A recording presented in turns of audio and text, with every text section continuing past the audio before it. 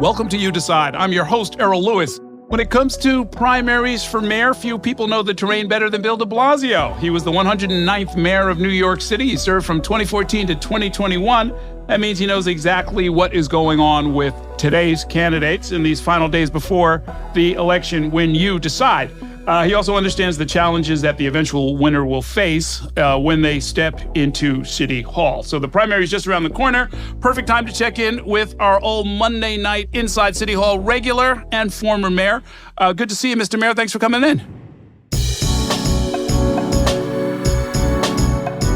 Good to be with you, Errol. You know, your intro reminds me of the famous music saying, you got to live the blues to sing the blues. So 8 years in City Hall taught me a thing or two, let me tell you. Well, the campaign trail is the fun part, or supposed to be anyway. Yeah, it's supposed to be. You won 2 primaries for mayor. What are the most important things in this final week that the candidates should be doing? Look, in the end, people want to know who's on their side. So, I'm very clear the number one issue is affordability. This town has gotten almost impossible to live in for a huge swath of working class, middle class, and low-income folks, obviously. And they want to hear from the heart who's going to take care of them, who's going to look out for them. And look, I'm an optimist about humans and about voters. I think there's been many attempts to win them over with scare tactics. Donald Trump tried to do it in 2024. Andrew Cuomo's trying to do it right now. I don't know what's going to happen in this primary, but I do know I think people are increasingly able to see past that and get to what really matters for them. So the candidates who speak to affordability with passion and show people that they get it, they see it, they feel it, and they've got something they could do about it. I mean, with us, it was pre-K for all. It was, my number one thing, tax the wealthy for pre-K for all. I talked about it 1 million times. It was from the heart. People could tell I was real. And that's what you got to do in the final push. They have to feel you. Does it have to be just that side of the equation? I mean, because affordability, they were talking about this in the 1950s. People were, saying, I'll keep the nickel subway fare or whatever it might have been. There is another side to it, which is to help people make more money so that they can sort of handle it that way. Does City Hall have those kind of tools to really sort of dig into that? Not as much is the truth. I mean, look, I fought for, and we ultimately won at the state level, $15 minimum wage. You'll remember we did it for city workers first. That helped force the hand of Albany. And we can do a lot for the 400,000, almost 400,000 folks who work for New York City to make their standard of living decent, good wages, good benefits. We can do a lot in terms of improving on the margins, things like we did paid sick days, for example. That did help people have a little more. You can put money back in people's pockets. That's what pre-K and 3K did, and obviously affordable housing programs. But if you say, can you simply, make people earn more money? Well, I think a number of people would say you can foster a strong economy, right? So there's more jobs, and in theory, the stronger the economy, the better opportunity for people to have a higher income. I think there's truth in that. I think a mayor can do some of that. For example, obviously, public safety matters in that equation, quality of life. Schools matter immensely in that equation. Both businesses make a lot of decisions on the quality of education in a particular place. But I think it's fair to say at this moment, because the crisis is so severe, it's not, who wants to hear about, we're going to build a better economy one day, right? I don't blame them. I think they want to know who's going to give me help right now. Well, you know what, dollar for dollar, when we look at what Bill de Blasio did for the working class and so forth, nothing came close to settling all of the municipal contracts. They had all been allowed to lapse under your predecessor, Mike Bloomberg. And just by settling them, and I don't even remember what the range was. It wasn't extraordinary, but it was like the 3 to 6% range or something like that. And it translates for hundreds of thousands of workers into billions and billions of dollars into middle-class pockets, right? Mike Bloomberg, who, by the way, is trying to buy his 4th mayoral election right now with the $5 million he's given Andrew Cuomo. Mike Bloomberg literally did not care that he had 400,000 hardworking people who work for the city. Didn't matter. You could be a teacher, cop, firefighter, clerical worker. All were treated the same. None of them had a contract. They were waiting for back pay for years and a higher wage standard.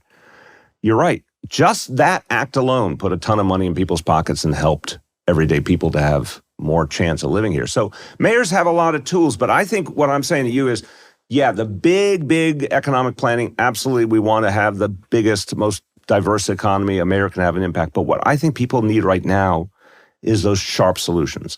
Example, when Zoran Mamdani talks about free buses, which is not a radical idea. It's being done around this country and around the world. Yeah. That's something an everyday person who literally is thinking, I don't have another $5 or another $20. But if they know they can get around on the buses for free, they're going to feel that. And it's a believable solution. If anyone says, well, how are you going to pay for these things? That's always something we have to take seriously. And I believe in this moment in history, you can, at the state and local level, tax the wealthy more because they're making out like bandits. Obviously, rich people got richer in the pandemic. Obviously, they're getting a huge tax cut from Donald Trump. But the point here is there are big, bold ideas that can help people right now, just like we did with Pre-K for All. And what's the response you get from Andrew Cuomo and his allies at the New York Times editorial board? No, it's big, it's bold, therefore it's impossible. It's big and bold, therefore it's irresponsible. You know what? If I listened to them, we would not have Pre-K for All. I can't tell you, Errol, I cannot tell you how many parents come up to me, like daily occurrence. Sure. Every ethnic background, every income level, every borough, and say, thank you for Pre-K, thank you for 3K. It changed our lives. It saved us a huge amount of money. It helped us stay in New York City, that kind of thing. That's what people want. No, I'll tell you, right here in our newsroom, where we have a lot of young mothers, there's a fertility wave sweeping through our newsroom. Congratulations. And they keep those listeners coming, keep those viewers coming. But they are all, without exception, the young parents are like, it would change their equation fundamentally if they didn't have Pre-K, 3K. Just quick rejoinder. Yeah. When I announced it, Michael Bloomberg, famous quote, Michael Bloomberg said, he wants to drive everyone out of New York City because everyone, in his view, was the wealthy who would pay the tax. Andrew Cuomo tried to stand in the way of it and tried to use every tool he had in the book to stop us from getting the tax to pay for Pre-K. And the New York Times editorial board said it was impossible, and that's why people shouldn't vote for me. So these pillars of the establishment, all together again, Bloomberg, Cuomo, New York Times editorial board, telling us we can't have free buses now. Or we can't have better child care. Well, they're wrong again. One thing I would say is Pre-K, 3K could not exist other than as a universal entitlement. In other words, the rollout, and it would have been problematic in 1,000 different ways if you tried to means test it in any way. And I never thought we should. I agree with you. And I feel the same way about these buses. It's like you can't do a couple of experimental lines. Either you make the system free or it's not free. If it's you can phase it in. I think because this is, with Pre-K for All, we went blitzed over 2 years. We brought it to full strength. With 3K, we didn't have the money at first. We did it in phases. We chose a couple of districts, one in Brownsville, one in South Bronx that were in greatest need, and then another district, another district, another district. So you could do free buses in parts of the city to start the thing rolling and build it out over a reasonable period of time to the whole city. Yeah. But the point being, this is something that could really change people's lives, and it can be done. So when this access of the status quo tells you that things are not possible, just immediately don't believe them because they don't have history on their side. Well, yeah, I mean, and look, it just bears some studying, right? You got to do it sensibly, you got to do it logically. I mean, what little experience we do have actually, which probably should get more attention, is I remember when they created Gutman, the newest of the community colleges, and they made CUNY made a serious attempt at trying to get people to finish their degrees and so forth. And one of the things that came up was that people were not enrolling or people were not completing their degrees in part because they couldn't get there. They couldn't pay for mass transit. So giving out free Metro cards boosted completion by a measurable amount. I mean, it's like a $3 subway ride, 4 times a week was actually, the axe, the cutting line for those who could finish and those who wouldn't. And, we should probably build on that. If you spend time with real New Yorkers, for example, if you don't live in Westchester County or have spent a lot of time living in a governor's mansion, if you actually spend time with real New Yorkers, you hear exactly what you said, the thin margin that people live with all the time. I will tell you this, and this is the truth. When I went into Gracie Mansion, I still cared if, there was $5 off something, right? If I could save $5, that still mattered a lot to me. You want that in leaders. You want us to feel exactly what everyday people felt. And so I've talked to people all over the city, exactly the example you gave. They couldn't get to a job interview because they couldn't afford the transportation. They couldn't get to community college because they couldn't afford the transportation, or they couldn't afford the books, or you name it, the choice that people are making all the time. The classic, do you pay the rent? Do you pay for groceries? Do you pay for childcare? What do you do? One of the reasons we did Pre-K and 3K was so many families They just could never pay for it. And so, a child ends up with auntie or grandma who will love them, of course, but can't give them the educational support, right? Sure. But this is not just the poorest of the poor. This is working class people. This is even people who, in those quaint days, a decade or more ago, thought they were middle class. I don't think a lot of people have that illusion anymore. We now know so many middle class New Yorkers feel their economic reality is tenuous.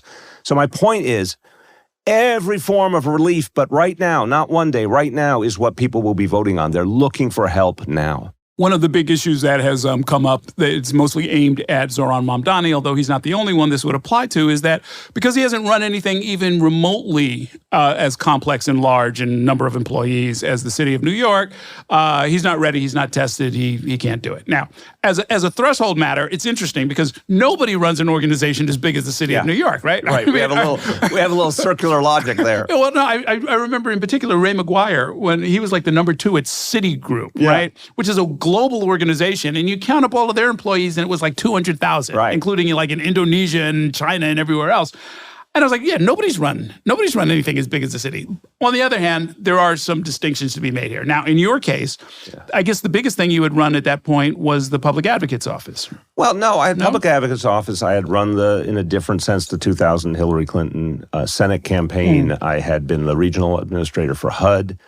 For a couple of years. Maximum employees in whatever job? Probably, it's either HUD or the Hillary campaign, somewhere between 50 and 100, so it's not a lot, obviously. Right. But here's the point I would make. I'm going to take you back to one of our better mayors, even though I think his last term was not so good, but Ed Koch did some really great things, particularly on affordable housing. What had he done before? He was a reformist district leader. That's how he came to fame, taking on Carmine DeSapio, one of my favorite names in New York political history. And then he was a congressman with a few office staff in New York and a few in Washington. He actually turned out in many ways to be a very good manager and administrator. A lot of people would say he's one of the best examples. The very best example of all time, there's only one, Errol, was a congressman. Yeah. So it makes no sense to say, and by the way, Mike Bloomberg, he ran a big company. He did some good things for the city. He also doubled down on the status quo and made sure that we didn't address income inequality in the city. Mike Bloomberg set us back in a lot of ways. So Rudy Giuliani set us back in some ways, did some other things too. You can't say there's this perfect model of experience that makes you a right to be mayor, and that experience is value neutral. Let's take it back to the New York Times editorial board, their subtextual message: vote for the corrupt experience guy. Vote for Cuomo. And I said during the debate, the experience Cuomo's talking about, if that means harassing his female staff members and sending seniors to their death and lying about it, that's not experience I want. So here's my message about Zoran or about Brad Lander or about Adrian Adams. I like their values. I like their understanding of this city. I like their ability to want to move the levers of government for real change. And this notion that somehow change can't happen, we're being sold a bill of goods here. This is absolute. I'm sure I can't say bullshit on this. You can say whatever you want. It's absolute bullshit. Thank you. So the NBC censor won't get us here, right? No, it's bullshit because in the end, you could easily have said about me, I didn't have some vast managerial experience. Therefore, I could never get us pre-K for all and 3K for all. But I had will. I had the ability to help capture the imagination of the people because it's something I believed in passionately. I had the ability with a great team to organize at the grassroots and politically to create the momentum. When you look at, I'm going to take the example of Zoran and the free buses. Does anyone doubt that this guy could energize people to fight for this in Albany and provide the kind of leadership that would cause, real movement in Albany? They would have to pay attention. I'm not saying he's perfect. I'm not saying Brad or Adrian are perfect. But don't disqualify people who want to change things because they don't have some ideal preparation for mayor that literally never existed. The best of all time, Fiorello, did not have the perfect preparation. Well, I mean, also, as a practical matter, you were probably better at running meetings and organizing your day after a while than you were when you came in the first day, Thank you. The other thing is, and this, by the way, talk to every president of the United States and ask them about the difference between year 1 and year 4 and year 7. You are going to have to learn on the job. You're going to have to learn on the job. And one thing you can do, at least, is try to give the city a sense of direction and try to give them a sense of hope. Sure. But in terms of the levers of power and the managerial reality, here's a big question. Do you have the capacity to learn? Can you listen? Can you grow? I think some of these candidates have clearly shown that. I think others may be stuck in their ways. Okay, very interesting. Speaking of stuck in their ways, could you say a word to the current mayor about the benefits of actually talking with political journalists, even if it's uncomfortable at times? Let me testify my own mistakes. Yeah. Because I don't want to, I respect Eric and I've known him a long time. I'm not here to lecture. I've not had him on here in months. Well, first of all, you're a charming host, and I think he must misunderstand. Thank you. You're so charming. Thank you. We never had a disagreement once. I was never frustrated. There are no holes in the wall at City Hall after our interviews. We worked through it. We had our differences, for sure. Right. But here we are. No, seriously, I made a mistake. I felt I had the bunker mentality at a certain point. I felt a lot of the questions were mean and degrading and uninformed. And so I pulled away and I listened to some advice from some people who said, more and more the model should be expose yourself less. And that was a huge mistake. And I never would have known it was a huge mistake. And I want to take that on me. I'm the decision maker. So shame on me. I listened to the wrong people. Here's the irony of what I learned. People still talk to me about being on your show. They talk to me about being on Brian Lair's show every Friday on WNYC, how much they liked the openness of those environments. It made them feel closer to me. I never got this until after I was out of office. People said, I felt closer to you as a leader because I heard the questions being asked that I cared about, or I even got sometimes to ask them myself, right? But then, God forbid, I wish we had never, obviously I wish we never had the pandemic. But one thing I learned from the pandemic, we started doing the daily press conferences. And they were grueling. And we didn't always have the answers. But what I did appreciate was I saw the difference in the media when they were given enough access and given enough opportunity. The tonality changed. And I had to reflect on that and realize that if people were trying to do their job, I didn't always love the questions. I thought they could have done their research sometimes better, but they were trying to do their job. And if I helped them do their job and made myself available, there actually would be more mutual respect and sort of understanding, openness. And I also in the pandemic started to realize sometimes a journalist, for example, would say, there's a vaccination center that, there's a long line, or, someplace was supposed to provide testing and there was no test kits available, whatever. And instead of saying, how dare you, or that's impossible, I would be like, thank you, because we need to know that. We need to go fix it. But I think I had the wrong attitude in the beginning because I came in probably idealistic. And, as you know, I have a family with many journalists in it over the last few generations. Probably came in thinking like, hey, guys, we all agree we're trying to make the world a better place. And then I kind of felt hit by a 2x4. But I realized, and I would advise us to any mayor, the more you make yourself available, you actually will have a better relationship with the public and a better relationship with the press. Now, you can't do it all the time, but try as much as possible. If you can do it every day, that would be the ideal. Yeah. And many of your predecessors, and Ed Koch again comes to mind, seriously tried to do exactly that. He also enjoyed it in a way that probably none of the others ever could possibly compare to. That is true. That is true. But it worked. Right. It worked. One of my great memories as a Cub reporter, I think I was about 22. I just gotten out of college. And we started the old community newspaper, the City Sun. Yeah. And he invited a bunch of us over for lunch. At City Hall, down the spiral stairs. I don't know if you used it as a lunchroom, but he did. Yeah. And we had sandwiches, and Ben Ward was there. He's the police commissioner at the time. And he sat there and argued with a bunch of 20-something scrub reporters from a startup newspaper for about an hour and a half, And he gave as good as he got. We went at it. It was an interesting kind of a conversation, but a totally different era. He loved arguing. Yes. Yeah. Or including with himself. So now look, thinking back to 2013, and I moderated a bunch of forums that year. God off camera, help us. many of them off camera. I haven't recovered yet. Well, you settled on, here's how I remember it. You settled on 3 promises that yielded political benefits. You were going to end the stop and frisk era. Yep. Tax the rich to pay for universal pre-kindergarten. I wrote this without notes, without research. and build 200,000 units of affordable housing. Yep. How did you develop those ideas? And I specifically would like you to help me confirm to my audience that there is a benefit to talking with these candidates early on and helping them shape a program, because sometimes it ends up becoming policy. I'll very quick on each of the three. Stop and frisk, I'm public advocate. It was starting to emerge as an issue. I didn't really get it at first. And a minister in Queens, in Southeast Queens, said to me one day, more and more people in my community are talking about this. And he said, I didn't really get it until there was a community meeting called, and I was on my way to the community meeting. And this guy was in his 50s or something. He said, I was on my way to the community meeting, and I myself got stopped and frisked. And that just was one of those moments that grabbed me. And then from there, getting involved with lots of folks who believed that it was backwards. It was actually causing a rift between police and community. It was obviously degrading to young men of color. It was not making us safe.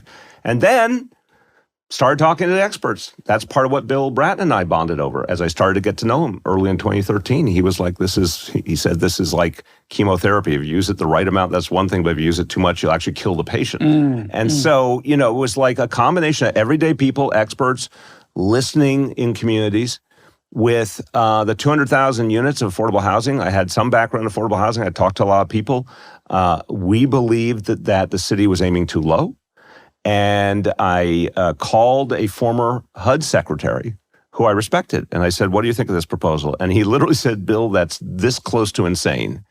But the more I talked to not just activists, but policy folks who said, look, we need to do things differently, the more I believed it could be done. By the way, by the end of our administration, 200,000 apartments had been either subsidized or built or financed. So that was doable. And finally, Pre-K for All, my favorite, because that was on the back of a napkin at Bar Toto in Park Slope, Brooklyn, with one of my key policy folks, Ursulina Ramirez. And one day we were sitting there talking about the platform, and we started talking about Pre-K. And up to then, it had been very limited, and a lot of it was half-day seats, which are insane and don't do anything for kids. And we said, why don't we actually do the math? And we pulled out a napkin. We started doing the math. How many kids in kindergarten? Okay, let's assume a few less. How much of that? And we started doing it, and then we started calling around. And the untold story is there were numerous people in the Bloomberg administration, who shall go nameless, who, so long as they were not divulged, were willing to help us build a plan, because they thought Bloomberg was wrong on Pre-K. They thought he didn't get it and he wasn't trying hard enough. And so we had some insider information to help build it. And then it was a decision, how to tax the wealthy. We borrowed actually a lot of the formulations from Safe Street, Safe City with David Dinkins in the early 90s, which got approved by Albany. And as you may remember, I announced it at an Abney breakfast, which did not bring a warm reception from some of the Abney breakfast goers. But that was to make a point. I was not going to only go to adoring audiences. I wanted to go to the business community and say, guys, this is in your own interest. Pay a little more, have a better school system, help young people. You'll have a better social fabric. You'll have a better future. Some of them got it. Some of them didn't. But that's how these things got built.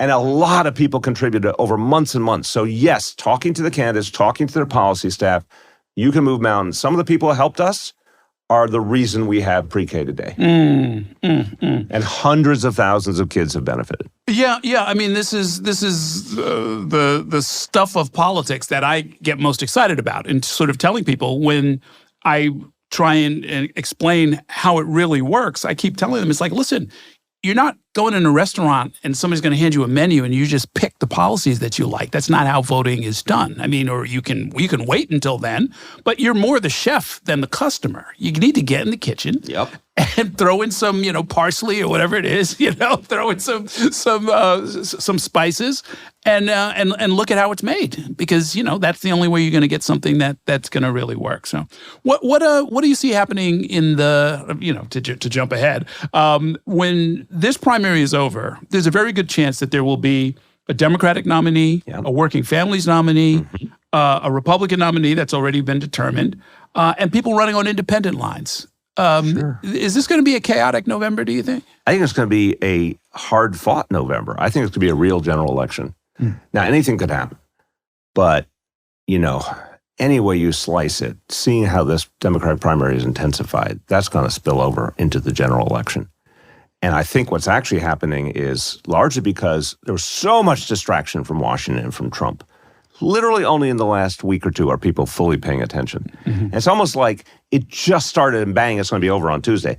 I guarantee you, a lot of questions are being asked now. Tough questions, a lot of them directed at Andrew Cuomo rightfully, but also I'm someone who admires and appreciates Zorhan, but there are real questions that are going to be asked of him. This ain't over. Right. So I think whatever that lineup is, the energy that just has finally been sparked now is going to carry over. And by the way, Eric Adams is a sitting mayor with a meaningful political base. And this ballgame ain't over for him either. So, I think a lot of us who care about politics were really distraught that, January through, say, April, it was way too quiet. It was probably the quietest mayoral election I've ever seen for objective reasons. But that's over, and I actually think the heat will build towards November now. Okay. Before I let you go, what do you make of this proposal? I think it might even be on the ballot this fall. There's this reform effort to try and move the mayoral election to the presidential year. They're solving for one problem, which is turnout, meaning turnout will go up because when there's a presidential race. I think it introduces an entirely new problem, which is that you don't get to focus on the city because, the thing that's bringing people to the polls is, farm price supports in Iowa or something else. What do you make of that? I'm with you. I think, I really haven't spent a lot of time on it, but my gut is exactly where you are. Except for this weird aberrant situation with Donald Trump starting on January 20, historically, New York City mayoral elections have really caused a lot of people to pay attention. And there's been very intense debate. You just talked about 2013. I think it was like 60 forums, for God's sake, separate from the televised debates. There was lots of information flowing to voters. There was lots of ability to challenge candidates. There was lots of ability to develop ideas. You're not going to have that if it's competing against president or governor or whatever the hell else. So I agree with you on I'd like to see the biggest turnout possible, but I think there's other ways we can work on that. Certainly, there's been a lot of reform in terms of making voting easier. Right. That's going to be helpful going forward, I think, in terms of turnout. Also, candidates in general could do a hell of a lot better job talking to people about the issues they care about and exciting them and energizing them. And so I think there's ways to solve for turnout, but I think if you go into a presidential year, you will lose a lot of focus on the issues that matter in New York City.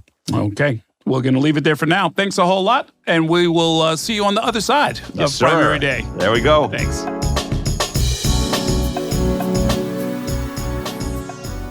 If you want to keep up with what's happening in New York politics and hear more conversations with the people shaping the future of New York and beyond, subscribe to our channel. And let Spectrum News be your resource for balanced, in-depth political coverage, elections, and issues that matter to you.